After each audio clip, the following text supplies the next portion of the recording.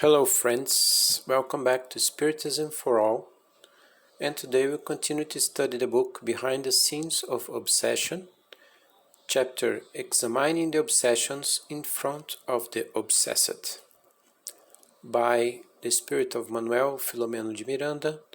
The medium is Divaldo Pereira Franco.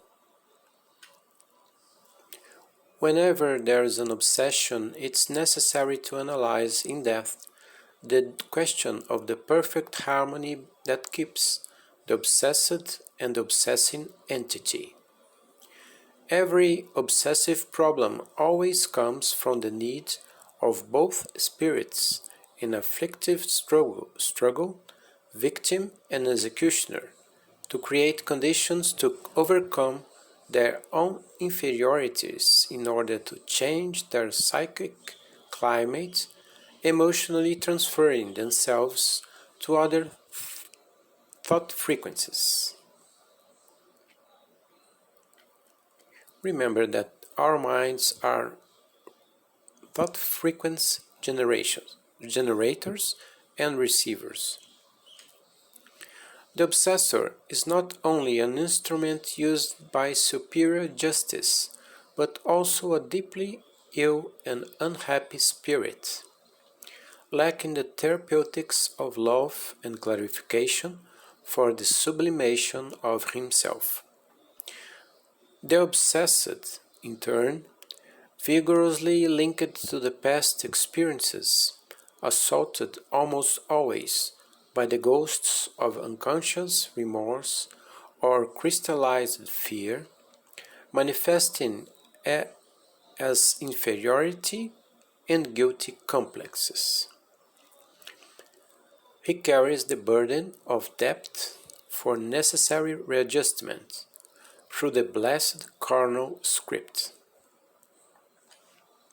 When joined to the unavoidable expiation due to a marked rebellion in many lives, he is reborn under the stigma of tortured emotion, presenting from the cradle the deep traces of the connections with the spirits that are magnetized to him in an energy exchange of unpredictable consequences. However, treated from the mother's womb with healthy medication, he brings in his perispirit the proper conditions to seize the opportunity, which is in charge of disciplining the executioner not forgotten by life. Other times, if during a long physical journey he did not repair his karma through edifying actions, he is often surprised in his old age by the uncomfortable presence of those he harmed, experiencing complicated illnesses, difficult to be identified, or psychic disturbances that will extend even after the organic descent. In all cases, however, turn on the light of spiritual knowledge in the mind that is in turbidity in his troubled inner self. But don't show useless pity and no chatter without the tonic of love. Spiritist therapy in such cases is the invitation to the patient to take responsibility, calling him to an honest self-analysis, so that he can definitively break with imperfections, reformulating moral health purposes, and immersing himself in the clear rivers of meditation to continue refreshed during his life.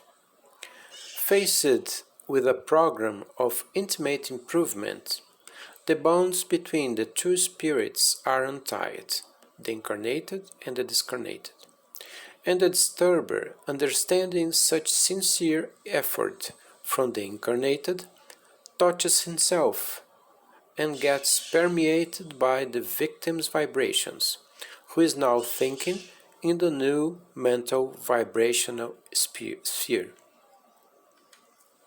Only exceptionally the obsessors won't feel sensitized by the improved mind of the victim. In this case, the orientations of the counseling medium from the specialized services of the obsession, the prayer circles and the groups of fraternal charity, under the loving and wise administration of selfless instructors, will be responsible for definitively releasing those who previously fought in the psychic fields or dwelled in physical grounds.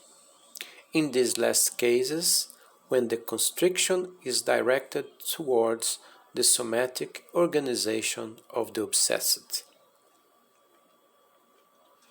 When the external sides of this anomaly are observed, the painful condition is already installed.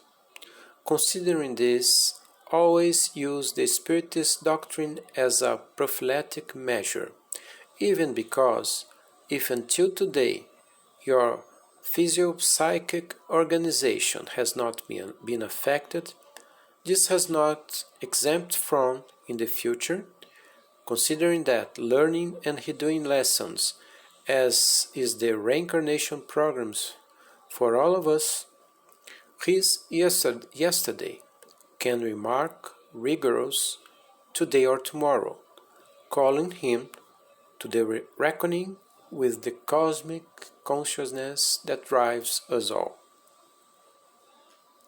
When facing the obsessed ones, apply patience and understanding, the charity of good work and healing blesses, the gesture of sympathy and cordiality.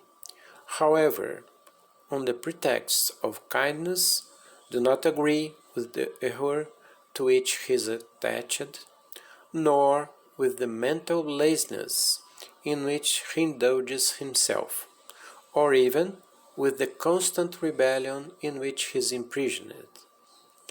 Help him as much as you can, however, insist that he must help himself, contributing to the rise of his own spirit by the task of help the other being, the obsessor, who is linked to him by imposition of the divine justice and has an urgent need to evolve himself as well.